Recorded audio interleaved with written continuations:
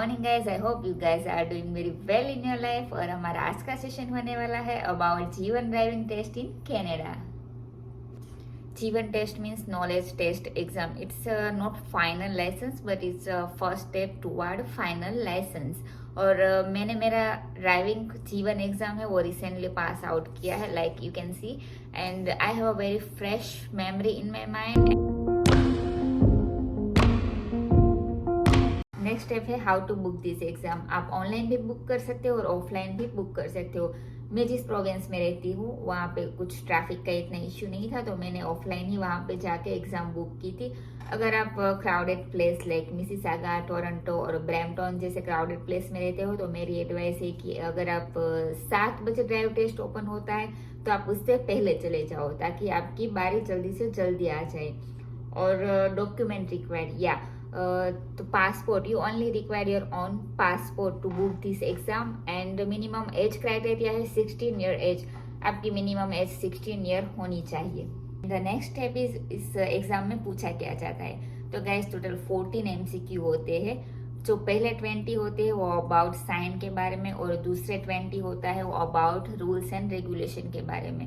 And the most important is आपको दोनों में 16 ईच में चाहिए। ऐसा नहीं कि पहले में 18 आ गए और दूसरे में 14 आ गए तो आप पास हो गए।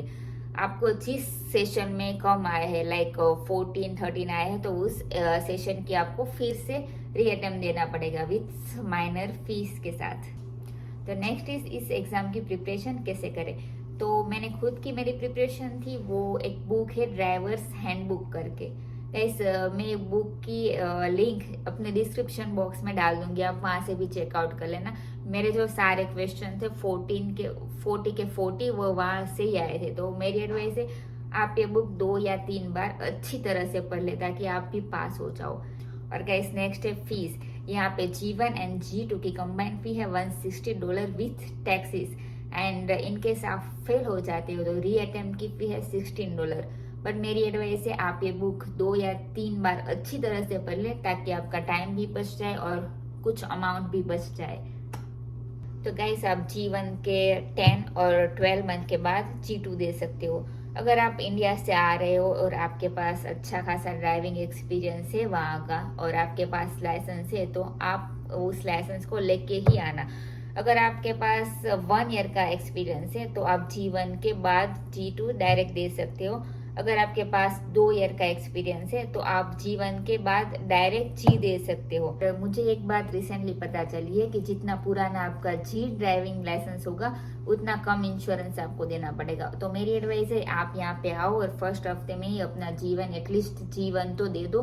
And the second thing is जो ड्राइविंग लाइसेंस है वो एक तरह का स्ट्रॉन्ग गवर्नमेंट डॉक्यूमेंट है, तो एक तरह की स्ट्रॉन्ग आइडेंटिटी आपकी बन जाएगी। और गाइस जैसे ही G1 एग्जाम आप वहाँ पे पास करोगे आपको 15 या 20 मिनट के बाद वो लोग इस तरह की स्लिप प्रोवाइड करेंगे, और जो G1 का कार्ड है वो विद इन 3 और 4 वीक में आपको मेल हो जाएगा।